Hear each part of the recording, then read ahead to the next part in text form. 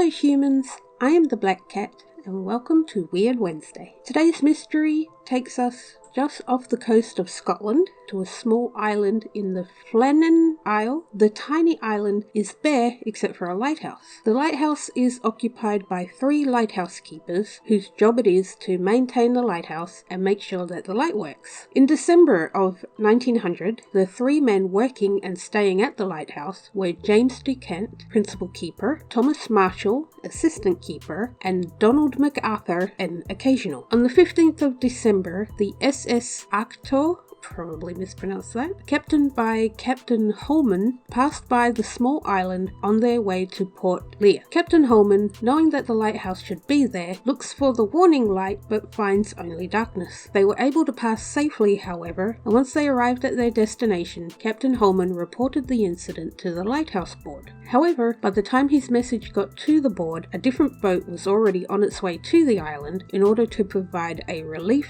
house light worker named Joseph Moore. As the boat arrived, they sounded their horn in order to let the lighthouse keepers know that they had arrived, but there was no response. They then set off a flare, but still no response. The boat docks and Joseph climbs up the stairs to see if he can find anyone. As he approaches, he sees 3 large black birds. He describes them looking like 3 drowned sailors on a ghostly ship. As he gets closer, the birds fly away. When he entered the house, he found uneaten food on the table and one of the chairs had been knocked over, as if someone had jumped out of their chair quickly. There was no fire in the fireplace and it was cold, so the fire had been out for a while. He noticed that 2 of the 3 coats were missing, meaning one of the men must have left the house without taking his coat. The rest of the house seemed normal. Beds were made and the light was maintained and filled with fuel. However, he also noticed that the clock had stopped. I couldn't find anywhere where there was mention of what time the clock had stopped at, but in those days I believe it would have been a wind-up clock, so if there was no one there to wind it up, then it would just stop. Joseph returned to the boat and informed the captain of what he had found. So the captain sent some men and Joseph back up to search the island. They would have to stay there and maintain the light and continue to search for the men while the boat would return to the mainland. But even when searching the next day, they still found no sign of the missing men. They did, however, find that on the west side of the island, a platform had been damaged, the kind of damage that could have been caused by a severe storm. They also found that a supply box that was on a small track was missing, and the rope it was attached to was damaged. Iron railings on the side of the path had been bent and twisted out of shape, and a huge rock weighing more than a ton had been displaced. The ground had also been ripped up from the tops of the cliffs 200 feet above sea level. A telegraph was sent to the Northern Lighthouse Board headquarters in Edinburgh, and this is what it said. Quote, "A dreadful accident has happened at Flannan's. The 3 keepers, DuCant, Marshall, and the occasional, have disappeared from the island. On our arrival there this afternoon, no sign of life was to be seen on the island. Fired a rocket, but as no response was made, managed to land more, who went up to the station but found no keepers there. The clocks were stopped and other signs indicated that the accident must have happened about a week ago. Poor fellows, they must have been blown over the cliffs or drowned trying to secure a crane or something like that. Night coming on, we could not wait to make something as to their fate. I left Moore, MacDonald, Boymaster, and 2 seamen on the island to keep the light burning until you make other arrangements. I will not return to Oban until I hear from you. I have repeated this wire to Moorhead in case you were not at home." End quote. A few days later, Robert Moorhead, who was a board member who had hired the 3 men and knew them personally, went to the island in order to investigate. His initial investigation didn't find anything new except for a logbook. Robert concluded that the men must have been washed out to sea during a severe storm. He theorized that with the supply box missing, the men may have gone out into the storm in order to save the supplies. It was apparently a policy of the lighthouse board that supplies damaged or stolen would result in a fine for the keepers, so with that in mind they may have wanted to avoid a possible fine by rushing out to save the supplies and somehow got knocked or blown off the cliff and into the raging waters below. However, that explanation wasn't satisfactory to a lot of theorists for one reason: the contents of the logbook. The logbook had some entries in it written by Thomas Marshall from a few days before the 15th that created more questions. The logbook logbook entries were as follows. December 12th, gale, north by northwest, sea lashed to fury, storm bound 9 p.m. Never seen such a storm. Everything ship-shape, decant irritable, 12 p.m, storm still raging, wind steady, storm bound. Cannot go out, ship past sounding foghorn, could see lights of cabin, decant quiet, MacArthur crying. December 13th. Storm continued through night. Wind shifted west by north, decant quiet, MacArthur praying. 12 noon, grey daylight. Me, decant and MacArthur prayed. December 15, 1 p.m, storm ended, sea calm, God is over all. All the men were experienced lighthouse keepers and surely wouldn't be disturbed by a storm. Apparently the suggestion that William MacArthur was crying also didn't make sense because he was known to be a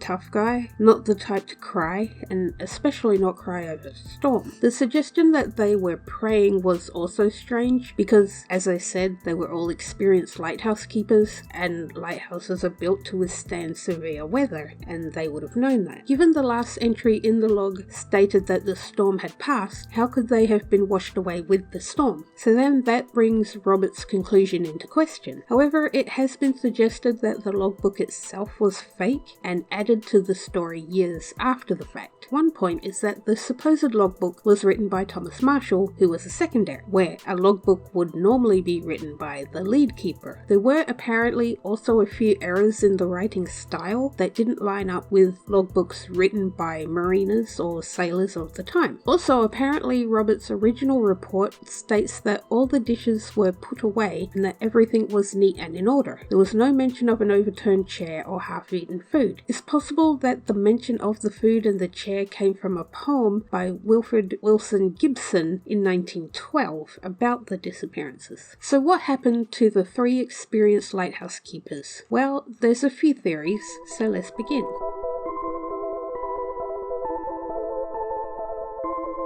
There is a theory that perhaps one of the men went mad and threw the other men off the cliff and then jumped off himself, or that 2 of the men killed the other and then killed themselves. Again, the 3 men were experienced lighthouse keepers and not prone to cabin fever. There was also a movie made that was very loosely based on the disappearances called The Vanishing. I haven't seen it, but judging from the trailer, it looks like it goes with the theory that pirates may have lost some gold and it washed up on the island, and when they came looking for it, fighting ensued and the men were killed. Again, there was no evidence of violence or blood or anything that was found in the house, so the theory doesn't have a lot of evidence to back it up.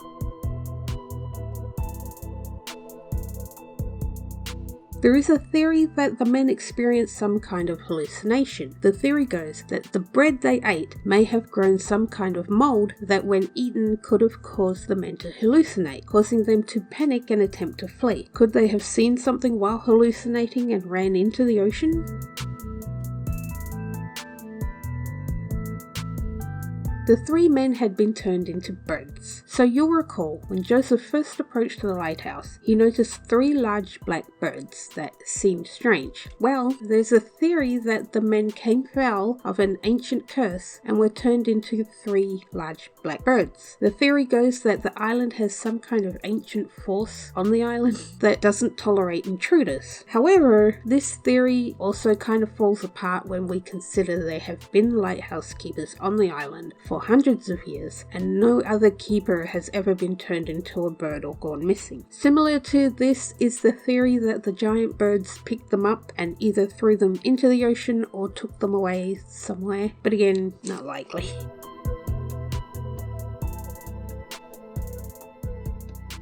They were abducted by aliens. Naturally, whenever there's a mysterious disappearance, the idea of aliens is always brought up. Is it possible the men were abducted by aliens? Sure, why not? As I've said many times before, there's no way of proving or disproving aliens, so let's move on. Robert's conclusion was correct. They experienced a massive storm, and while trying to save the supply box, either wind or a massive freak wave hit the island, and the men were knocked off the edge of the island and washed into the sea. If you consider that the authenticity of the logbook is questionable and ignore the logbook altogether, then this possibility becomes more realistic, that it was a freak wave that just washed them away. It's unfortunate, but realistically that sounds like the most logical explanation, and it wouldn't surprise me that certain details like the logbook and the chair and the half-eaten food were details that were added to the story later to give it more of a mysterious, flavor. But I did manage to find Robert's original report, and there's no mention of a logbook or half-eaten food, overturned chairs, or anything like that. Like I said, he stated that everything was neat and put away, and there was no logbook. But it would have been a few days before Robert got to the island, after the initial discovery by Joseph Moore. And in that time, Joseph and a few other men had stayed at the lighthouse. So surely they would have cleaned up the food, and, if there was food and stuff left on the table, surely they would have cleaned it up and put the dishes away, because they would use the dishes while they were staying there, right? So it's possible that there was food left on the table and an overturned chair, and they had just cleaned it up before Robert got there. So I'm not sure about that one. So that brings us to the end of this mystery. Let me know what you think. Do you believe Robert's report, or do you think it's possible something else happened? Anyway, that's all the time I have for this mystery. Thank you so much for watching, and I'll catch you next time. Bye!